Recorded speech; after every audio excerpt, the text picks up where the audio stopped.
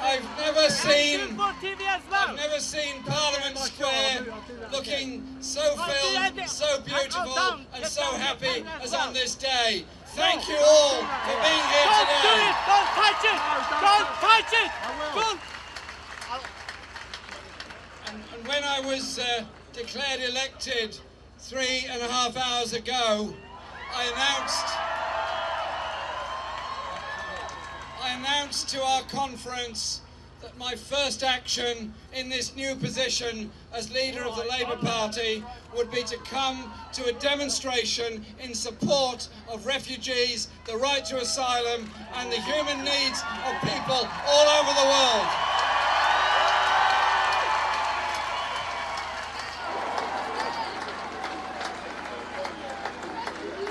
And I do that because we are all humans. We all have a sense of decency and humanity and reaching out to others. And I am shocked beyond appalled at the way so many and so much of our media over so long endlessly describe desperate people in desperate situations as the problem. Desperate people in desperate situations as people who are trying to travel or move illegally. Those desperate people in desperate situations are all over the world. There are more of them now than at any time ever in the recorded history of this planet. They are victims of war. They're victims of environmental degradation. They're victims of poverty. They're victims of human rights abuses all over the world.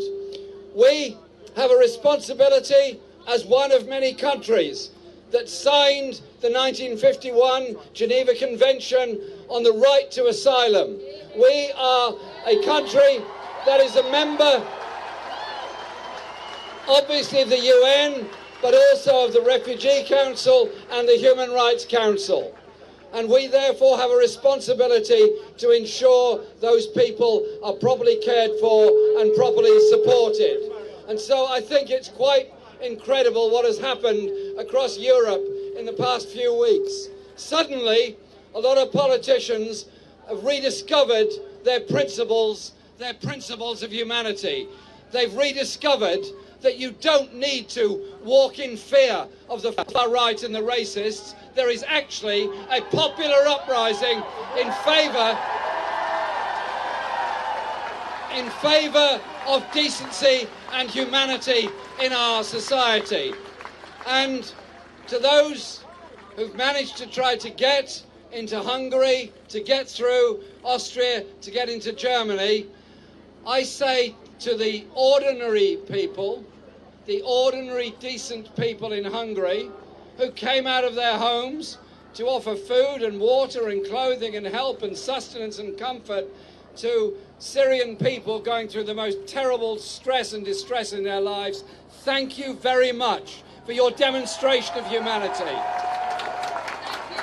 I also say thank you to the people in Austria who did the same. And I say thank you to Germany for being prepared to take the numbers of refugees they are and showing the way that should be followed. I also say that we need to have a thought as to why people end up in such desperate situations. I've been in Parliament a long time and I've seen many decisions taken. And in moments of clamour and moments of fervour, decisions are made, go here, invade there, bomb there, do this, do that. It's the easy situation, the media build it up, there's lots of military advice, there's lots of apparently simple and easy solutions. Tragically, wars don't end when the last bullet is fired or the last bomb is dropped. The mourning and the loss of soldiers of all uniforms goes on. The mourning and the loss of families that lost loved ones because of bombardments and fighting, that goes on. The refugees move on. And there are whole generations of refugees around the world that are victims of various wars. So those desperate people in camps in Lebanon, in Jordan, in Libya and so many other places. Desperate people trying to cross into Turkey and other places. They are all, in a sense, victims of wars. So surely, surely, surely, our objective ought to be to find peaceful solutions to the problems of this world, to spend our resources on helping people, not hindering people, and to try and bring about that world of decency, human rights and justice. And so, none of this is simple, none of this is easy. But surely we have a principle between us all, that we are all human beings on the same planet. We're all human beings who want to live. We're all human beings that want the children to live and the next generation to hopefully be better off than we are. And you think of those families eking out an existence in refugee camps all around the world. They too are ambitious. Their children too want to be artists, poets, writers, engineers, lawyers, journalists, medical practitioners, doctors, and everything else. The waste of human resources by the lack of human rights is one of the great crimes of the last and this century.